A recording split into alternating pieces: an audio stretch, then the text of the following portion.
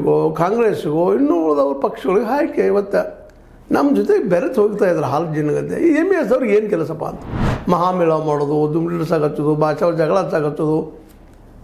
ಅದನ್ನು ನೋಡಿ ನಮ್ಮ ಕನ್ನಡದ ಹೋರಾಟಗಾರರು ಇದ್ದಾರೆ. ಅವರು ಕರ್ನಾಟಕ ಕರವಿದವರು, ಇನ್ನುಳಿದವರು ಕನ್ನಡ ಸೇವಕರಿದ್ದಾರೆ. ಅವರು ಶುರು ಮಾಡ್ತಾರೆ. ಇದರಿಂದ ಆಗುವುದೇನು ಅಂತ ಏನೂ ಆಗೋದಿಲ್ಲ. ಸುಮ್ಮನೆ ಮಾನಸಿಕ ನೋವು ಗದ್ದಲಾದ್ರೆ ಏನು ಪೆಟ್ಟು ಯಾರಿಗೆ ಮತ್ತು ಯಾರಿಗೂ ಇಂಥ ಗದ್ದಲದಲ್ಲಿ ಯಾರೋ ಪೆಟ್ಟು ತೀರಿ ಹೋದ್ರೆ ಅವ್ರ ಬದುಕಿಗೆ ತ್ರಾಸ.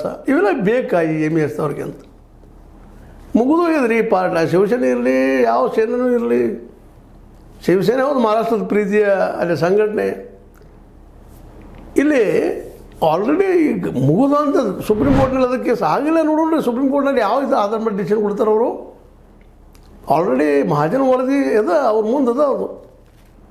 ಆ ವರದಿ ಇರೋ ಮುಂದೆ ಅದ್ರ ಬಿಟ್ಟು ಮತ್ತೆ ಬೇರೆ ಕೊಡ್ಲಿಕ್ಕೆ ಸಾಧ್ಯ ಇಲ್ಲ. ಮತ್ತು ಅಲ್ಲಿ ಮರಾಠಿಗರು ಹೆಚ್ಚಿದ್ದಾರ ಕಡಿಮೆ ಇದ್ದಾರ ಮಾತಿಲ್ಲ. ಎಷ್ಟು ಜನ ಮರಾಠಿಯ ಮಾತಾಡುವಂಥ MLAಗಳಿದ್ದಾರೆ, ಮರಾಠಿ ಭಾಷೆಯ MLAಗಳು ಅಂದರೆ MES ಅವ್ರು.